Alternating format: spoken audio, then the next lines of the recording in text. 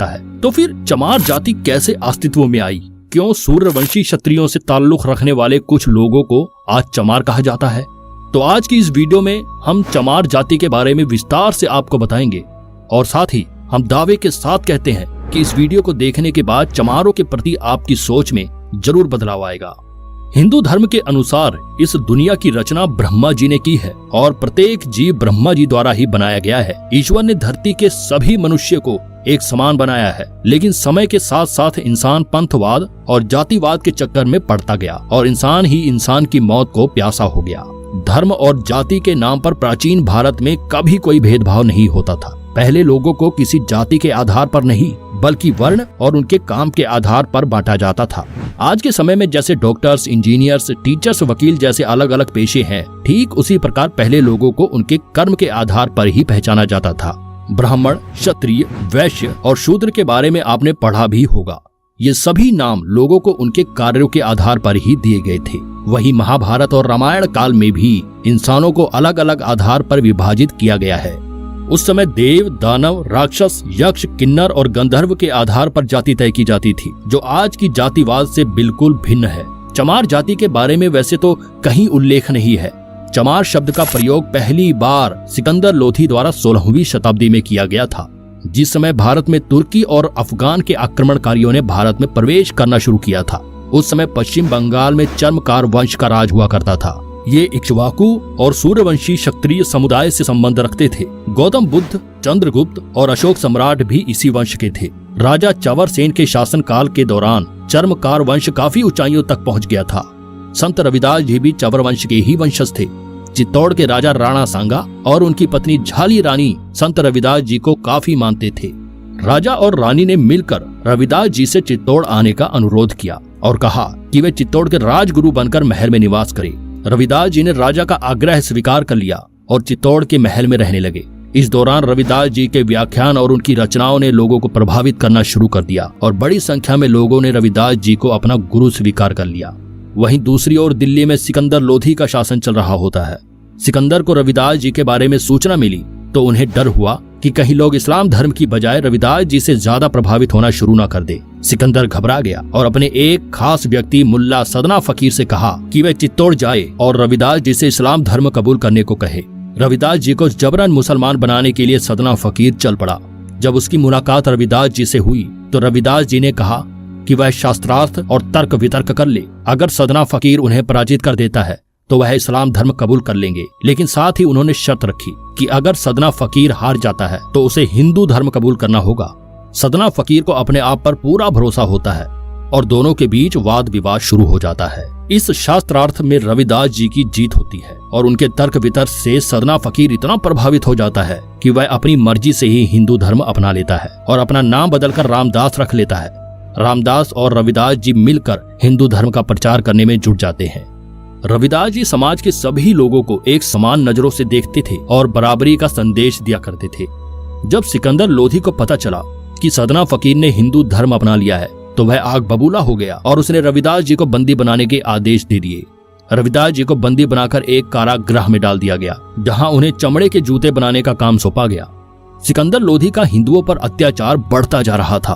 वह लोगों को अधिक से अधिक इस्लाम कबूल कराने पर मजबूर कर रहा था। रविदास जी को जब कारागृह में बंद किया गया तो क्षत्रिय राजाओं और चर्मकार वंश के लोगों का खून खौल उठा। कई राजाओं ने मिलकर दिल्ली को चारों तरफ से घेर लिया। सिकंदर लोधी के खिलाफ आम लोगों ने अपनी आवाज बुलंद कर दी। इस तरह लोगों के विद्रोह को देखते हुए लोधी ने संत रविदास जी को रिहा कर दिया। लेकिन सन 1520 ईस्वी में संत रविदास जी का देहांत हो गया और एक बार फिर सिकंदर लोधी का अत्याचार बढ़ गया। चर्मकार वंश के लोगों ने इस्लाम धर्म कबूल करने से साफ इनकार कर दिया। सिकंदर लोधी ने इस वंश के सैकड़ों हजारों लोगों को बंदी बनाया और उन्हें चमड़े के जूते और अन्य चीजें बनाने का काम सौंप दिया गया। विदेशी आक्रमणकारियों से पहले भारत में चमड़े के जूते या अन्य चीजों का प्रयोग नहीं किया जाता था और चमड़े को लोग अशुद्ध माना करते थे। इसके बाद सिकंदर लोधी ने चमड़े का काम करने वाले क्षत्रिय लोगों का अपमान करने के लिए उन्हें चमार कहकर संबोधित किया। चर्मकार वंश के लोगों का अपमान करने और इस्लाम कबूल न करने पर सिकंदर ने चमार कहकर इस क्षत्रिय समुदाय का बहुत अपमान किया।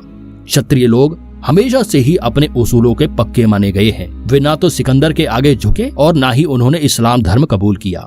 इस तरह से अपने स्वाभिमान की रक्षा के लिए उन्होंने चमड़े का काम किया और तभी से चमड़े का काम करने वाले लोगों को चमार कहना शुरू कर दिया गया।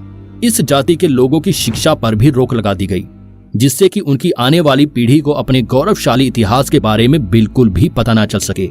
चमड़े का काम करने के कारण ही उन्हें क्षत्रिय समुदाय से अलग कर दिया गया। सिकंदर लोधी ने ही इन्हें नीच और शूद्र जाति का दर्जा दिया। कर्नल टोड ने अपनी किताब द हिस्ट्री ऑफ राजस्थान में चर्मकार वंश और राजा चंवर सेन के बारे में काफी कुछ लिखा है। चमार जाति के इतिहास के बारे में सबसे अच्छी व्याख्यान डॉक्टर विजय सोनकर शास्त्री जी की पुस्तक हिंदू चर्मकार जाति में देखने को मिलता है। आज भी चमार जाति के लोग संपूर्ण भारत में पाए जाते हैं। भारत के अलावा नेपाल और पाकिस्तान में भी इस समुदाय के लोग रहते हैं। राजस्थान के कुछ हिस्सों में चमारों का रहन सहन और बर्ताव राजपूतों जैसा नजर आता है। महिलाएं घूंघट रखती हैं, तो वहीं पुरुष स्वाभिमान के लिए मूछें और पगड़ी रखते हैं। आज किसी दलित को या इस जाति के लोगों को चमार कहा जाए तो वे काफी गुस्सा हो जाते हैं और अपमानजनक महसूस करते हैं। और वे अपनी जगह बिल्कुल ठीक भी है, क्योंकि जब वे चमार है ही नहीं तो भला किसी की गलत बातों को क्यों बर्दाश्त करे। दूसरे विश्व युद्ध के दौरान अंग्रेजों ने एक चमार रेजिमेंट का भी गठन किया था, जो एक पैदल रेजिमेंट थी। आधिकारिक तौर पर यह 1 मार्च 1943 को बनाई गई। चमार रेजिमेंट की सेना ने कोहिमा की लड़ाई में अपनी महत्वपूर्ण भूमिका निभाई थी और उसके लिए रेजिमेंट को सम्मानित भी किया गया था। 1946 में रेजिमेंट को भंग कर दिया गया था। समय समय पर लोगों द्वारा एक बार फिर से इस रेजिमेंट के गठन की मांग की जाती रही है। बाबा साहेब अम्बेडकर ने अपना पूरा जीवन दलित और पिछड़ी जाति के लोगों को समाज में बराबरी का तबका दिलाने में समर्पित कर दिया। आज भी चमार और अन्य दलित समुदाय के लोग भीमराव अंबेडकर को अपना आदर्श मानते हैं। जरा सोच कर देखिए कि यदि चर्मकार वंश के इन क्षत्रियों ने इस्लामिक आक्रमणकारियों के खिलाफ अपनी आवाज न उठाई होती और इस्लाम धर्म कबूल कर लिया होता, तो आज भारत में मुसलमानों की संख्या 50 करोड़ से भी अधिक होती। और इस बात को भी नकारा नहीं जा सकता कि शायद हिंदू से भी ज्यादा मुसलमान की आबादी आज देश में होती। हिंदू धर्म और समाज की रक्षा में चमार जाति का योगदान कभी भुलाया नहीं जा सकता। तो दोस्तों, उम्मीद करते हैं कि आपको ये वीडियो पसंद आई होगी और चमार जाति के गौरवशाली इतिहास के बारे में भी आप समझ गए होंगे। आज के बाद यकीनन चमारों को देखने का नजरिया भी बदल जाएगा। आज लोग सेकुलर होने के नाम पर ईद पर सवैयां खा सकते हैं, तो फिर भला एक चमार या दलित के घर का पानी पीने में क्या ऐतराज है। ईश्वर ने प्रत्येक मनुष्य को एक समान बनाया है और हमें ईश्वर की रचना में भेदभाव नहीं करना चाहिए। अगर आपको वीडियो अच्छी लगी हो तो इसे लाइक और शेयर जरूर कर देना।